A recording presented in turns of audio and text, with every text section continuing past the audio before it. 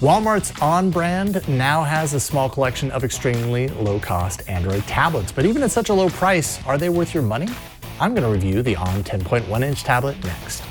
This is Twit.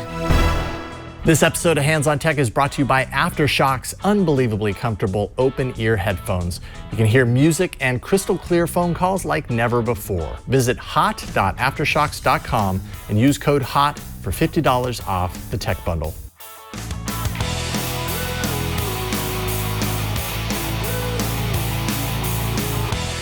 Android tablets aren't really setting the world on fire these days. Honestly, there's been very little movement in the Android tablet space these past few years.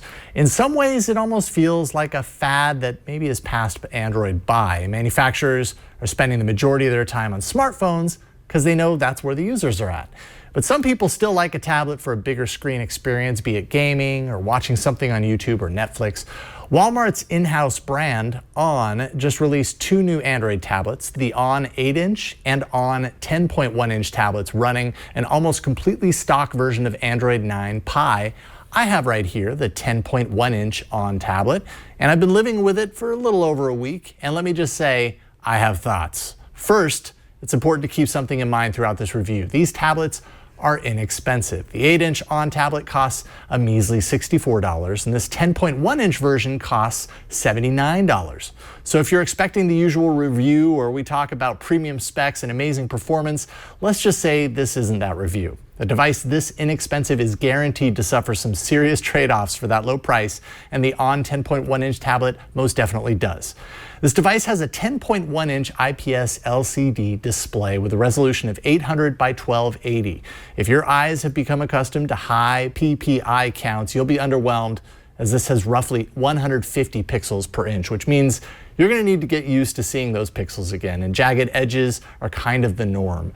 Some games fare better than others in rendering images for the display, and my eyes got somewhat used to it over time, but if you've been spoiled, it's really hard going back. And I had a hard time determining whether this is a glass panel or a plastic panel on top of the display. In the right light, you can actually see random curves, which makes me think plastic. Running your fingers over the touchscreen feels a bit more sticky versus what I'm used to in premium glass. Think back to when touchscreens were resistive, and you'll have a sense of what the display actually feels like. I did get used to it, but it made me appreciate the feel of modern glass displays. However, this whole device feels very plastic, and that might lend itself to more durability if the tablet ever falls to the ground. But like I said, everything on this device has flex to it when you bend it. The plastic backing on the back is texturized, which keeps it from slipping. Holding it in my hands nicely, the thing feels rather empty, however, there in the middle portion. That hollowness means that the tablet in general feels less dense than other options out there. Down on the bottom are the stereo speakers. They sound more like the speakers you find in greeting cards. It's hard to write that, but that's actually what they sound like. Now up on the top, there's a volume rocker, a power button, a headphone jack, and a micro SD card slot for expandability. And that's good to have because the device has 16 gigs of internal storage.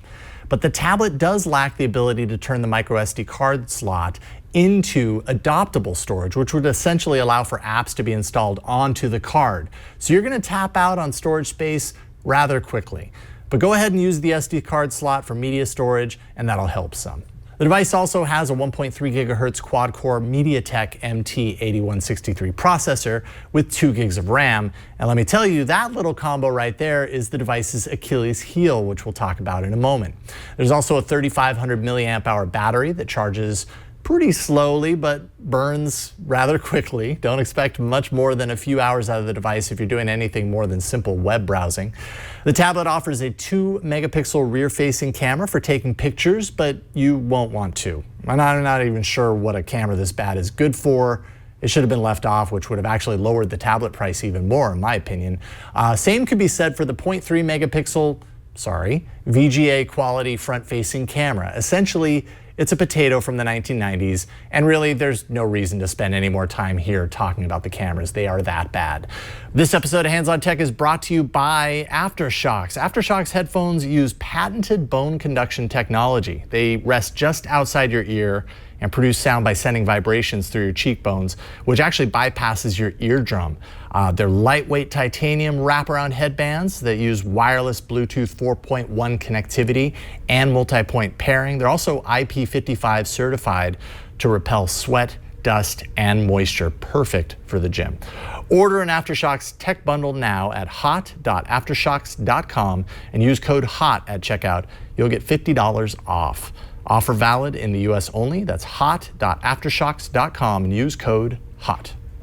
But you aren't buying this tablet for photos anyway, right? You want to browse the web, you might want to play some games, maybe read an ebook or watch a movie. This is what this tablet is really designed for, I think. So let's analyze each use case. Browsing the web is okay, actually. Some swiping and browsing brings with it a little jankiness here and there to be expected, I would say. Doing the Verge test is always a great way to see just how laggy things can be on lower end devices, and I mean, it didn't totally fail. Things aren't as snappy as I'm used to on my Pixel, but it wasn't god-awful either. Switching between Chrome tabs takes a second or two, but it does manage. It's not really the end of the world. Now, as for games, no doubt your Candy Crush is going to be fine. One of my all-time favorite mobile games, Skyforce Reloaded, ran surprisingly well on this. I had a hard time stopping playing, actually. Little moments of slowdown when tons of action was on screen at once, but it made it through. Roblox, which is my kid's current obsession, is not as good. It's pretty jittery at times, very jerky, which is a bummer because I had hoped this tablet would be a good low-cost kids device, and maybe it would be depending on your kid. I think my 6-year-old could manage, but my 9-year-old has refined taste in Roblox performance, so I'm sure she'd pass. Basically, simple casual games will be fine. Anything with lots of complexity and action and graphics might fight to stay alive while running on the ON 10.1-inch tablet. Next, books and movies. Now, you see down there in the nav bar, there's a little Walmart button. That's your portal to Walmart's media options, namely ebooks powered by Kobo and movies and TV content powered by Vudu. The box actually includes a $20 credit for the Kobo store, so consider that a nice little bonus value. And I should also note that my Walmart receipt included a $5 credit for Vudu that expired within a month. With all that said, it took me nearly 10 solid minutes to create a Kobo account on this device, full of frustration, waiting, and occasional app crashes. By the time I got into the app successfully to select the book to purchase, my battery had drained 15% from when I started down that wormhole.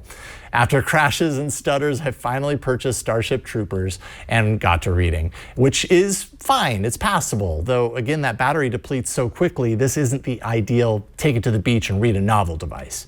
Now, as for watching content, my Vudu library was easy to browse and view. Everything is locked in at standard definition on all of my UHD content, which is actually ideal considering the display itself isn't HD, so this will save on battery and bandwidth. The image is passable. Absolutely nothing revolutionary, but hey, it's a movie on a 10-inch device, and that ought to count for something.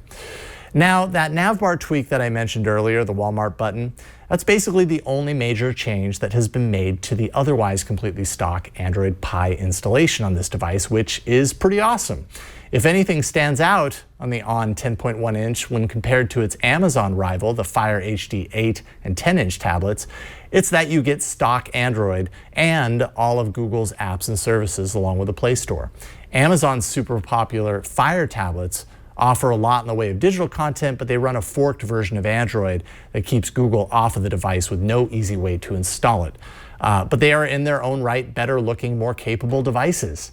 Now, since I got the tablet a week ago, I did receive a system update that brought this up from a January 2019 security level to April 2019 security patch level. Who the heck knows how often Walmart plans to send out security updates or even full version updates when Android Q becomes a real consumer OS upgrade, but my guess is don't go expecting much. And those words right there might best sum up my time with the ON 10.1-inch tablet. As long as you understand what you're getting, maybe you won't be disappointed, but really don't expect much. Yes, it runs vanilla Android. Yes, it technically does tablet-y things. And yes, it's pretty darn inexpensive, dare I say, cheap. But know what you are getting and expect to be underwhelmed, even at this price. The ON tablet feels more like it's meant to be an impulse buy opportunity than it is a true tablet solution for those on a budget. It's only just enough technology to get by, and even there, it kind of falls short. I'm Jason Howell, and I enjoy picking apart devices of all shapes and sizes on All About Android every week on twit.tv. Keep up with all the hottest tech news and gadgets. Visit twit.tv. There you'll be able to find and subscribe to all our tech shows. Thanks for watching Hands on Tech.